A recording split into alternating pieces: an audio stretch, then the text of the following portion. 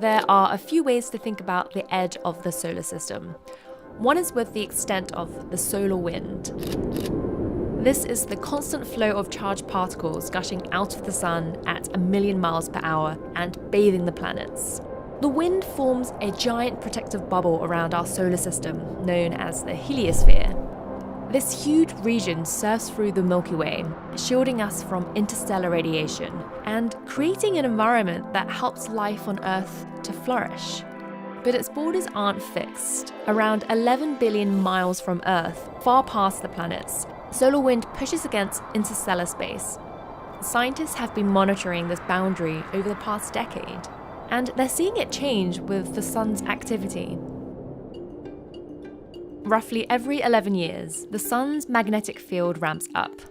This is known as the solar cycle, and at the peak, the sun's magnetic poles flip. North becomes south and vice versa. This cycle causes the sun's activity to sway from calm to turbulent with an abundance of flares and eruptions, which in turn affects the solar wind. Changes from the sun can make the solar wind gust hard. When it does, the heliosphere expands like a balloon. Over the past solar cycle, scientists mapped what that looked like. To understand these maps, you need to know how we observe the edge of the solar system. Scientists use NASA's Interstellar Boundary Explorer, or IBEX. About the size of a bus tyre and in the orbit around Earth, IBEX maps the heliosphere with a process similar to sonar. But instead of using sound to detect objects, it uses the echo of solar wind variations. For example, starting in 2014, there was a huge and prolonged increase in solar wind pressure. NASA spacecraft near Earth detected solar wind gusting 50% harder than previous years. After travelling outward for a year, solar wind hit the edge of the heliosphere. First the termination shock, and then it entered the heliosheath that's encased by the heliopause. Solar wind particles spent another year or so in this region. Some collided with interstellar gases in the heliosheath and turned into energetic neutral atoms, or ENAs.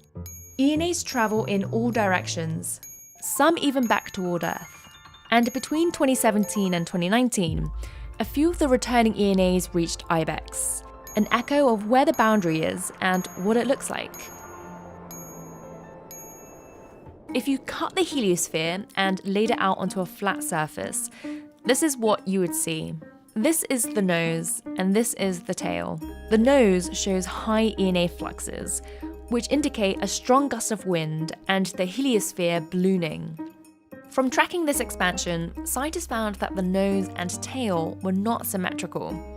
If we compare the maps, ENAs from that big 2014 solar wind increase have returned from the nose, but they haven't returned from the tail yet, suggesting that the tail is much farther away from the sun than the nose. This indicates that the heliosphere looks more like a comet rather than a round bubble.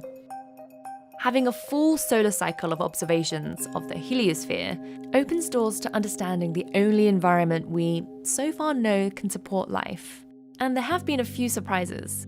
Beyond the heliosphere, near the nose, there was one region that took 2 years longer to respond to the 2014 increase of solar wind. Scientists think these ENAs bounced out of the heliopause and into interstellar space before heading back toward Earth. These are signs that we're still learning about the quirks of our heliosphere. But one thing's for sure, these characteristics could tell us about the key ingredients for life around a star.